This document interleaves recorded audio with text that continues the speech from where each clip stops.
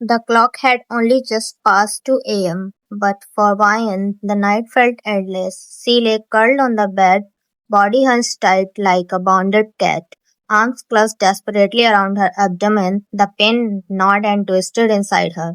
Merciless and unrelenting, no position seemed to help. Every shift only sent a sharper ache radiating through her stomach and lower back.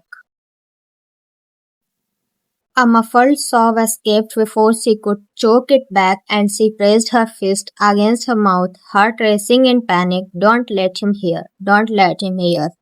Her husband's presence always hung in the house like a shadow. John Jungkook, the man feared by an entire city, the man she had married by name but never truly known.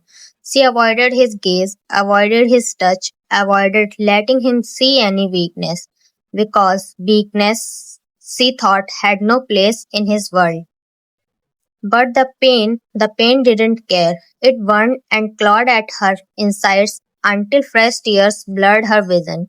Her body shook, every muscle tight, every breath dragged.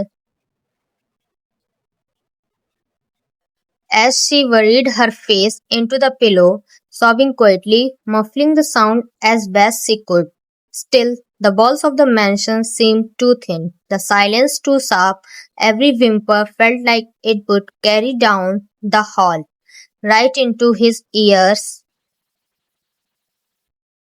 I can't, I can't let him find me like this. Gritting her teeth, she slid slowly off the bed, legs trembling under her. The cold floor chilled her bare feet as she stumbled toward the bathroom. Each step sent another wave of pain through her. But the fear of him seeing her like this pushed her forward. Once inside, she locked the door with shaking hands, her breath catching at the click of the bolt. Safe, at least here. He couldn't walk in uninvited. The tiles were mercilessly cold beneath her as she sank down to the floor, curling on her side, her arms wrapped tighter around her stomach, her face pressed against the crook of her arm. The chill seeped into her skin, but she barely felt it past the cramps. Her muffled cries filled the small room, desperate and broken. Echoing too loud in the silence, she pressed her palm against her mouth again, rocking slightly against the floor, but no matter how hard she tried to hold it in, the sob escaped before she could choke it back. Jungkook spoke, his pen stilled. From the study he heard it, faint, broken, but unmistakable. A sound that didn't belong in his world of guns and silence. A cry. His jaw tightened, chest tightening with it. For a moment he stayed still, staring at the papers on his desk. He told himself to leave it. She never wanted him near. She barely looked him in the eye. Every time he came close, she recoiled. But then another sob reached him, raw this time. And that was it. He rose, his chair scraping back, and his heavy footsteps carried him down the marble hall. The bathroom door opened with a low creak. Bayan's head shot up, heart pounding. She wiped at her face furiously. But it was useless. Her eyes were swollen, her cheeks streaked with tears. There he was, Jungkook, tall, broad, framed by the doorway like a shadow she could never escape. His black shirt clung to him, sleeves rolled to his forearms, tattoos marking skin that terrified everyone around him. His dark eyes locked on her, unreadable. I am fine, she whispered, voice trembling. Go back, just go back to work. But he didn't. His footsteps echoed as he came closer, lowering into a crouch in front of her. Jungkook spoke. She was pale, trembling, clutching her stomach like she was holding herself together. You call this fine? His voice was low, steady, not harsh, but cutting through her lie. She turned her face away. It doesn't matter. You don't need to bother yourself. He studied her for a long moment. Her body was tense, her hands pressing hard against her stomach. His gaze softened as the truth settled over him. It's your period, isn't it? Her whole body froze. Her lips parted in soft, heat rushing to her cheeks. No, she stammered quickly. Just stomach ache.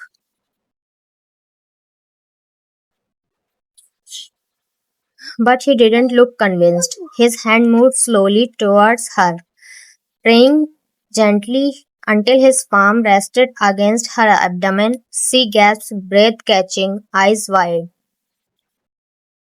Then warm, slow, steady circles of his thumb against her stomach, not rough, not demanding, careful, soothing. Her throat tightened. Why are you? Because you are hurting, he murmured. Her disbelief stung, but he understood it. She had only ever seen the monster, never this. He brushed damp hair back from her face, thumb catching another tear before it could fall. Do you think I don't notice the way you hold yourself, the way you hide your pain? You think I'm blind, Bayan? Her lashes trembled, but she said nothing. You can hate me, you can fear me, but don't ever think I'll ignore you. His voice cracked, lower, fierce, but tender. Not you. Her chest ached, her tears spilling faster now, not from pain, but from the way his words cut deeper.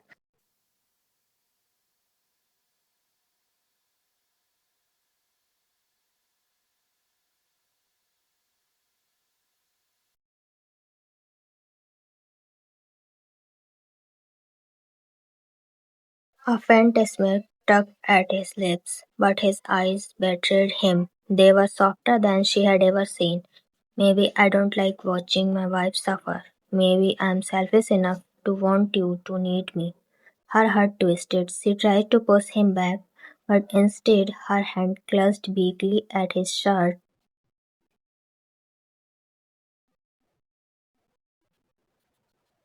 Jungkook spoke. That was enough. He slipped an arm under her knees, another around her back, and lifted her effortlessly. She gasped, gripping his shirt. Jungkook, put me down. No, he said firmly. You are not staying on a bathroom floor. Her protest died against his chest as he carried her down the hall. The shadows seemed less heavy with her weight in his arms. In the bedroom, he sat her gently on the bed. Before she could protest again, Jungkook moved quietly around the room. He fetched a glass of warm water from the side table, slipped a painkiller into her hand, and waited until she swallowed it under his watchful gaze. Then, without a word, he disappeared briefly and returned with a hot butter bag, placing it carefully against her abdomen. She flinched at the sudden heat, but his palm held it in place until her body eased. A steaming mug followed, hot chocolate, rich and sweet, which he held to her lips until she drank in slow sips, his other hand steadying the cup. When a drop clung to the corner of her mouth, he wiped it gently away with a tissue, as though even that small discomfort offended him.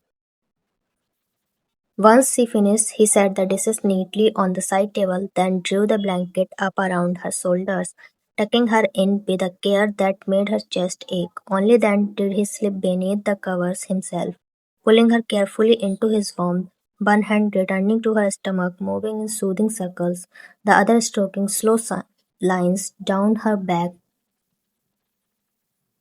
Jungkook, feeling good? He asked softly, whispering near her ear while slowly stroking her stomach. Hmm, she said slowly. Vian spoke. The warmth of his body surrounded her, his steady breath against her hair, grounding her in ways she didn't understand.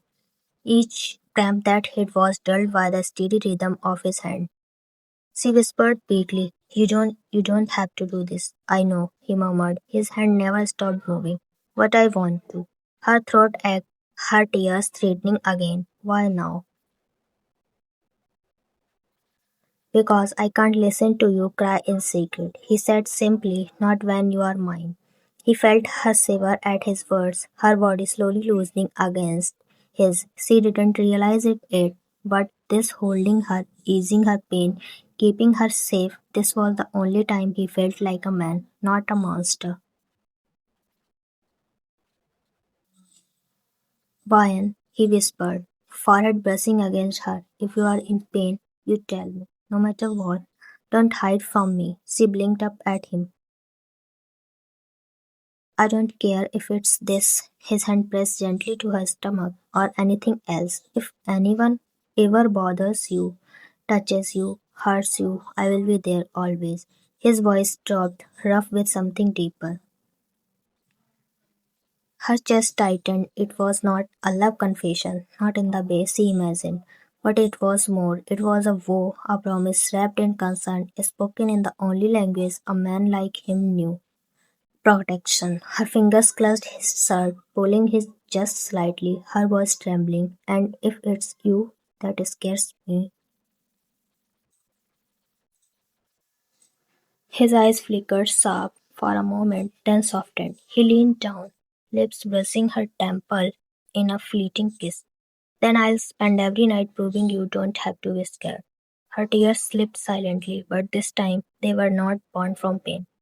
She nestled into his chest, his arms wrapping tighter around her, his hand never leaving her stomach, his breath steady and constant. And for the first time since she had entered his world, she believed his words.